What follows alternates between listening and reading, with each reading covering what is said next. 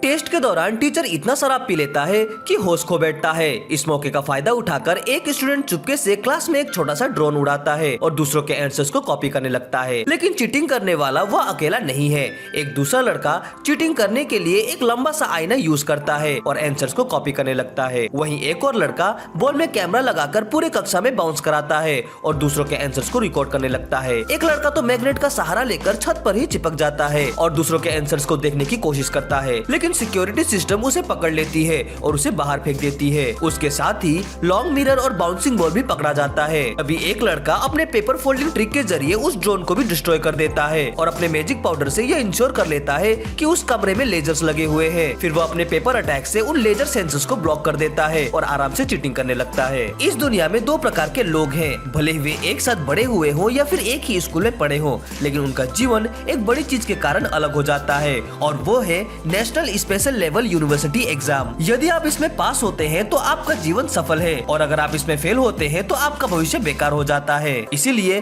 Parents अपने बच्चे को काफी पैसे खर्च करके बेस्ट एजुकेशन देने की कोशिश करते हैं ताकि वो इस एग्जाम में पास हो सके। कुछ बच्चे काफी ज्यादा स्मार्ट होते हैं जिन्हें एल टाइप स्टूडेंट कहा जाता है, लेकिन इसके उल्टे कुछ स्टूडेंट पास होने के लिए चीट का तरीका अपनाते हैं। वे उसके लिए फेक स्किन, कॉन्टेक्ट लेंसेज या फिर अपने शरीर में साइंटिफिक एक्सपेरिमेंट कराते हैं। ऐसे स्टूडेंट्स को सी टाइप स्टूडेंट कहते हैं। इसीलिए एग्जाम सेंटर को भी इस तरीके के धोखेबाजों को पकड़ने के लिए उच्च स्तरीय सुरक्षा तकनीकों का इस्तेमाल करना पड़ता है। खैर, तभी एक टेस्ट में एक गोरा लड़का अपनी पेंसिल का इस्तेमाल कर सभी टीचर्स को बेहोश कर देता है और आराम से अपने एल टाइप फ्रेंड के पास बैठकर उसकी नकल करने लगता है। लेकिन दूसरे एल टाइप के स्टूडेंट्स को यह पसंद नहीं आता, जिसके कारण वे उसके साथी पर हमला करने लगते हैं। लेकिन वह लड़का अपने दोस्त को बचाने के लिए उन पर ही हमला कर देता है और उन्हें धराशायी कर देता है। जलन के कारण दूसरे सी टाइप के स्टूडेंट्स भी उसको नुकसान पहुंचाने की कोशिश करते हैं, लेकिन वह लड़का उन सभी हमलों से अपने दोस्त को बचाने लगता है और धीरे धीरे करके पूरी क्लास बैटलफील्ड में तब्दील हो जाती है। स्टूडेंट्स को बाहरी दुनिया की कोई परवाह नहीं, उनका ध्यान तो केवल एग्जाम पर है।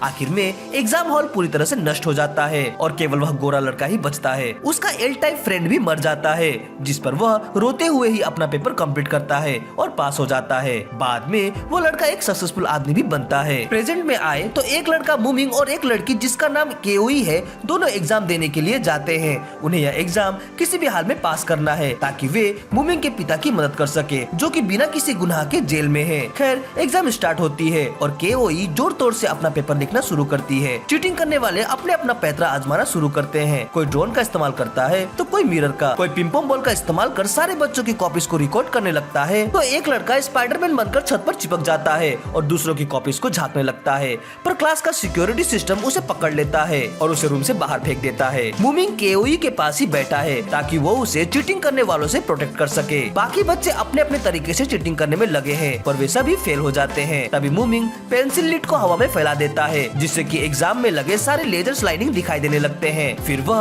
अपने पेपर एरो से लेजर सेंसर्स को ब्लॉक कर देता है और ट्रैप को डिसेबल कर देता है। उसके बाद जैसे ही वह केओई के आंसर को कॉपी करना शुरू करता है, वैसे ही एक बी रोबोट उस पर अटैक कर देता है। तभी उस बी रोबोट का मालिक सामने आता है और मूमिंग से कहता है कि वो अकेला उसे पास होने नहीं देगा। बाकी स्टूडेंट्स भी मूमिंग पर हमला कर देते हैं, लेकिन मूमिंग उन सभी को आसानी से हरा देता है। लेकिन बी रोबोट का ओनर बाकियों से ज्यादा शक्तिशाली था और वह मूमिंग को काफी अच्छी टक्कर दे रहा था। उनकी लड़ाई का लेवल और ज्यादा भयंकर होने ही वाला होता है कि तभी टीचर उन्हें रोक देते हैं और एग्जाम का टाइम एंड होने तक उन्हें स्टक कर देते हैं। बी रोबोट का ओनर टीचर पर भी हमला करता है, पर सफल नहीं हो पाता। मूमिंग किसी तरह अपने बंधन को तोड़ देता है और ट्रैप को वापस से एक्टिवेट कर देता है, लेकिन वह बूढ़ा टीचर सभी हमलों को डॉज कर लेता है। आखिर में मूमिंग खुद ही अपने पेपर ट्रिक से टीचर पर अटैक करने लगता है, जिससे कि वह ओल्ड टीचर आसानी से रोक देता है। और तभी अचानक वह टीचर नीचे गिर जाता है। हमें पता चलता है कि वास्तव में उस बी ओनर ने फाइट के दौरान टीचर को पॉइजन कर दिया था, लेकिन अब एग्जाम खत्म होने में केवल 1 मिनट ही बचा है। मूमिंग जल्दी से अपने पेपर ट्रिक की मदद से केओई के पेपर की कॉपी बना लेता है और उसमें अपना नाम लिखकर टेस्ट को कंप्लीट करता है।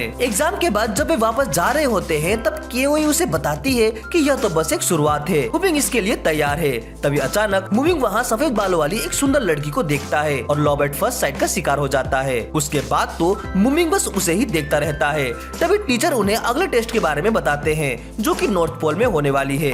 वे वहाँ जाते हैं। वहाँ उनका एग्जाम इंचार्ज मेमत नाम का एक टीचर होता है। जब एग्जाम शुरू होता है तो मेमत वहाँ इतना ठंडी ला देता है कि कीड़े तक फ्रीज हो जाते हैं, लेकिन इतनी ठंडी के बावजूद भी केओई अपना एग्जाम देती रहती है और मूमिंग मूमिंग उसे अपने ट्रिक से बाकियों से उसे प्रोटेक्ट करता रहता है। टेस्ट खत्म होने के बाद मूमिंग उस व्हाइट हेयर गर्ल बाइजू से बात करने की कोशिश करता है और कहता है कि वह और केओई वास्तव में चचेरे भाई बहन हैं। बाइजू भी उन्हें अपना पेन दिखाते हुए कहती है कि यह मेरा लकी चार्म है।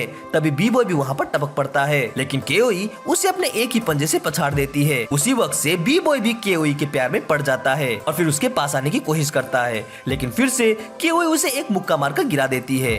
बाद में वह मेमट टीचर बाइजू को अपने ऑफिस में बुलाता है और उसे आरोप लगाते हुए कहता है कि वो एक सी टाइप स्टूडेंट है और उसने टेस्ट में पास होने के लिए चीटिंग का सहारा लिया है। बाइजू खुद को डिफेंड करने की कोशिश करती है, लेकिन इस पर टीचर उसे एग्जाम की फुटेज दिखाता है जिस पर कि वह पेन के साथ खेलते हुए काफी ज्यादा स्पीशियस दिखाई दे रही थी। तभी टीचर उसके पेन को छीनकर तोड़ने ही वाला होता है कि मूविंग उसे अपने पेपर ट्रिक से रोक देता है और कहता है कि बाइजू इनोसेंट है और उसकी तरह वो एक एल टाइप स्टूडेंट है। इस पर मेहमत उसका एक और टेस्ट लेने की घोषणा करता है और उन्हें वार्न करते हुए कहता है कि अगर बाइजू फेल हो गई तो वो और मूविंग दोनों को ही एग्जाम से निकाल दिया जाएगा। एग्जाम शुरू होता है। टीचर और स्टूडेंट्स दोनों ही कंट्रोल रूम से उसे देखने लगते हैं। मूविंग को लगता है कि शायद मेहमत टीचर ने एग्जाम पेपर को और अधिक टफ बनाया होगा, इसीलिए वो मेहमत टीचर को उसकी लकी पेन वापस उसे देने को कहता है। टीचर के मना करने पर उन दोनों के बीच घमासान लड़ाई शुरू हो जाती है, लेकिन जब तक मूविंग टीचर से पेन वापस लाने में सफल होता है तब तक बाइजू अपना टेस्ट खत्म कर चुकी होती है। दूसरी टीचर उन्हें बताती है कि बाइजू ने फुल मार्क्स लाकर टेस्ट को पास किया है और वह मेहमत को उसे माफी मांगने को कहती है। तभी बाइजू उन्हें पेन खोलकर दिखाती है जिसमें कि उसके मम्मी पापा की तस्वीर होती है। यही वो कारण था जिसकी वजह से वो बार बार अपने पेन से खेलती रहती है और इसे अपना लकी चार्म मानती है। अगले एग्जाम के लिए वांग सेंसेई अनाउंस करती है कि उनकी अगली टेस्ट एक फ्लाइंग प्लेन में होगी। तभी एक दूसरी टीचर विमान में गए सारे बच्चों के गैजेट को डिस्ट्रॉय कर देती है और सभी चीटिंग करने वाले को प्लेन से बाहर फेंक देती है। इससे प्लेन की कंडीशन काफी ज्यादा खराब हो जाती है, लेकिन बच्चों को इसमें ही अपना टेस्ट देना होगा। मूविंग अपने विंड पावर से प्लेन को स्टेबल करने की कोशिश करता है, पर सरप्राइजिंगली बीबो भी प्लेन से बाहर निकल जाता है। खैर एग्जाम समाप्त होने पर बाइजू मूविंग को उसके हेल्प के लिए थैंक्स करती है। वो उसके इस एहसान का बदला चुकाना चाहती है। इस पर मूविंग उसे उसके वाले पेन जैसा एक दूसरा पेन मांगता है। इस पर बाइजू उसे उसके साथ दुकान चलने को कहती है। बाद में वे एक कैफे में पहुंचते हैं। मूवी के विचार कैफे में पहुंचने के बाद काफी ज्यादा जंगली होने लगते हैं। तभी अचानक केओई जो कि एक मूर्ति के पीछे छिपी हुई थी उसके ऊपर पानी फेंक देती है और उसे उसके सपने से जगा देती है। खैर जब वे वास्तव में कैफे में जाते हैं तो वहाँ का एक स्टाइलिश रिसेप्शनिस्ट लेन्यू उसे काफी आकर्षक रूप से देखने लगता है। फिर वह उसे कुछ स्पेशल चैट के लिए एक प्राइवेट रूम में ले जाता है और गुस्से से उसे पूछता है कि आखिर उसे किस तरह का पेन चाहिए। केओई बाहर से उनकी आवाजें सुनने की कोशिश करती है और उनकी कन्वर्सेशन का काफी गलत मतलब निकालने लगती है। फिर लेन्यू मूविंग को अपने पेन के स्टॉक से एक पेन दिखाता है जो कि आंसर को बदल सकता था, पर मूविंग को यह नहीं चाहिए। वो इसे रिफ्यूज करते हुए कहता है कि मुझे जो पेन चाहिए था वो मुझे मिल गया है। फिर वह उस पेन को बाइजू को दिखाता है जो कि बिल्कुल बाइजू के पेन जैसा ही था लेकिन दूसरे कलर में। इधर लेन्यू अभी भी मूविंग को शक की निगाह से देख रहा है। उसके दिमाग में कुछ तो चल रहा है। खैर कुछ दिन बाद सारे स्टूडेंट्स को एक पूल पर बुलाया जाता है। वांग सेंसेई अनाउंस करती है कि उनका आज रेस्ट डे होगा, लेकिन टेस्ट देने के बाद। तभी अचानक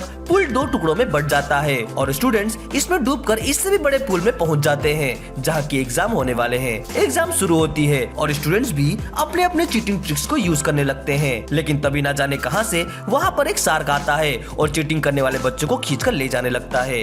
वास्तव में ये शार्क उसके टेस्ट के टीचर हैं जिसके ब्रेन में इलेक्ट्रॉनिक यंत्र लगा हुआ है। तभी अचानक वहाँ और भी कई सारे शार्क आ जाते हैं और वे सभी सी टाइप के स्टूडेंट को टारगेट करने लगते हैं, लेकिन शार्क का इस पर भी मन नहीं भरता। तभी उनमें से एक शार्क अपने स्पेशल एबिलिटी का यूज करने लगता है और कई सारे शार्क को स्टूडेंट के ऊपर फेंकने लगता है। लड़कियां भी वॉलपूल में फंसने लगती है, पर तभी मूविंग अपने स्पेशल विंड की पावर से शार्क को उनसे दूर भेज देता है और वॉलपूल को रोक देता है। फिर वह सीधे उस शार्क लीडर से फेस करता है और एल टाइप के स्टूडेंट पर अटैक ना करने की हिदायत देता है, लेकिन शार्क उसकी बातों को नहीं सुनता और अपना हमला जारी रखता है। वो कहता है कि वो खुद डिसाइड करेगा कि किसे इस दुनिया में रहना है और किसे नहीं। उधर डॉक्टर जो कि शार्क को कंट्रोल कर रहा था वो महसूस करता है कि शार्क तो आउट ऑफ कंट्रोल हो गए हैं। इस पर वांग सेंसेई एग्जाम को कंटिन्यू रखने को कहती है। इधर शार्क टीचर दूसरे सभी शार्क से कहता है कि वो पूल में मौजूद सभी जिंदा जीवों को खत्म कर दे और फिर वो मूविंग पर बिजली से हमला कर देता है। बी बॉय मूविंग को बचाने की कोशिश तो करता है,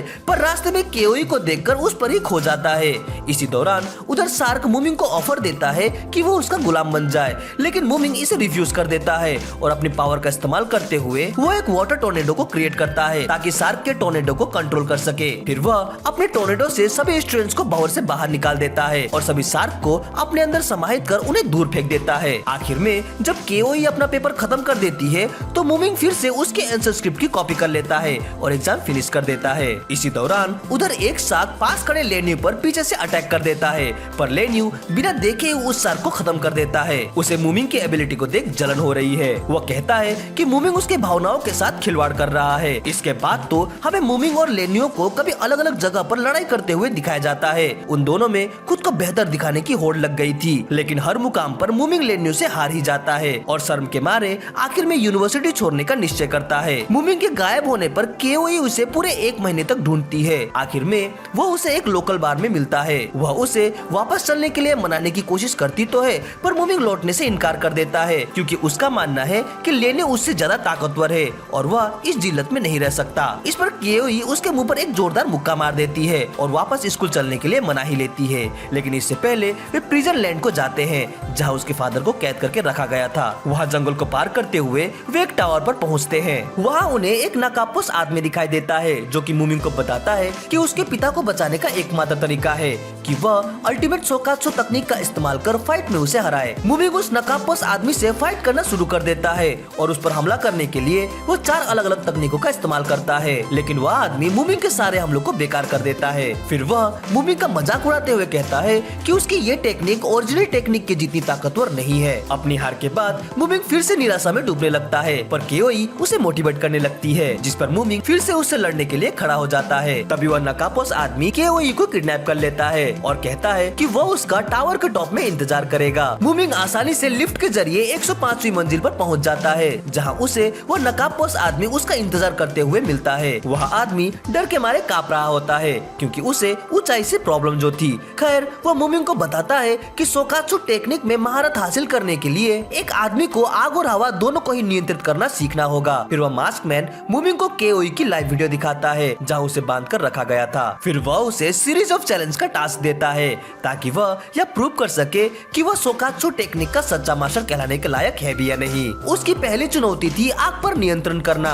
इसके लिए उसे अपने अंदर की गर्मी को बनाए रखनी है। मूर्खतापूर्ण तरीके से ही सही, पर वह इसे करने में सफल हो जाता है।